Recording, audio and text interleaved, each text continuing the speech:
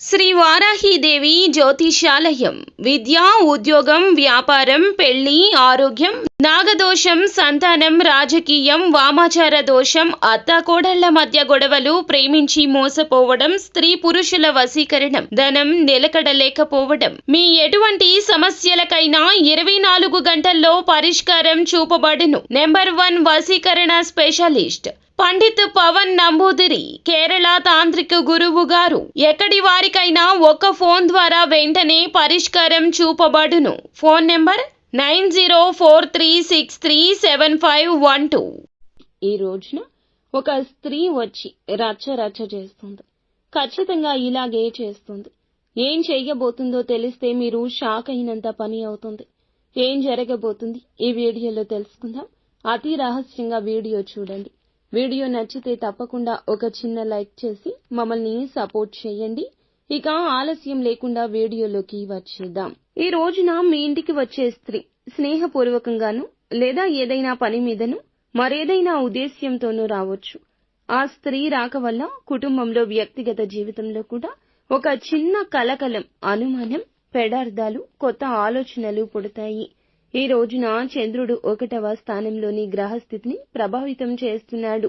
శుక్రుడు 7వ స్థానంలో ఉండడం వల్ల సంబంధాలపై, గృహంలోకి వచ్చే వ్యక్తులపై ఇది ప్రభావం చూపిస్తోంది. గురువు, కేతువు మిశ్రమంగా మీ కుటుంబ బంధాలను పరీక్షిస్తాడు. ముఖ్యంగా స్త్రీ సంబంధిత విషయాలు, స్నేహితులు, పనివాళ్లు, అత్తగారు, అక్కయ్యలు, ఇలా వీరితో జాగ్రత్త. ఇక మీ ఇంట్లోకి వచ్చే స్త్రీని బట్టి పరిణామాలు మారుతాయి.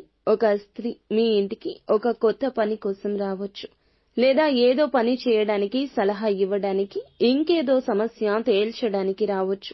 కొన్ని సందర్భాల్లో కుటుంబంలోని ఒక సభ్యుడికి దూరంగా ఉన్న స్నేహితురాలు ఇంటికి వచ్చి పాత జ్ఞాపకాలు కదిలిస్తుంది. ఈ రాక వల్ల కొంతమంది ఇంట్లోని సభ్యులు చిన్న విషయంలో కలహం చేసుకోవచ్చు.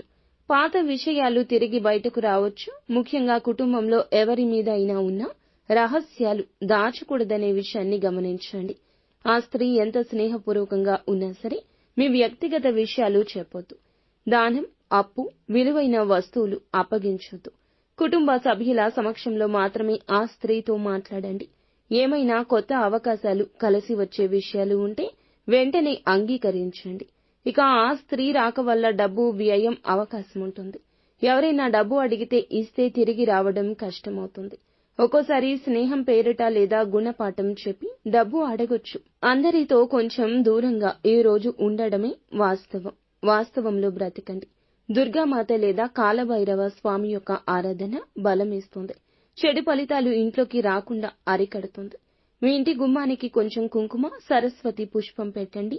ఓం దుర్గాయై నమః అనే మంత్రాన్ని 27 సార్లు జపించండి.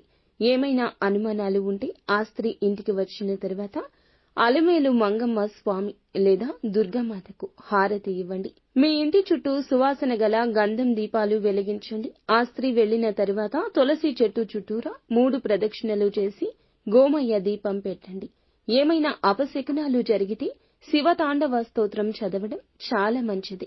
ఈ రోజు మానసికంగా ఓర్పు చాలా అవసరం. కొందరు మీ నమ్మకాన్ని పరీక్షించొచ్చు. మీ కుటుంబంలో ఎవరి మాటల్ని నమ్మాలి, ఎవరి మాటలు వదలాలి అనే తేడాను స్పష్టంగా నిర్ణయించుకోండి. సాధారణంగా దూరంగా ఉన్న విషయాలను దగ్గరగా గమనించే శక్తి మీకు ఉంటుంది. కావున ప్రత్యేక శ్రద్ధ ఈ రోజు ఉంచండి. అంతా మంచి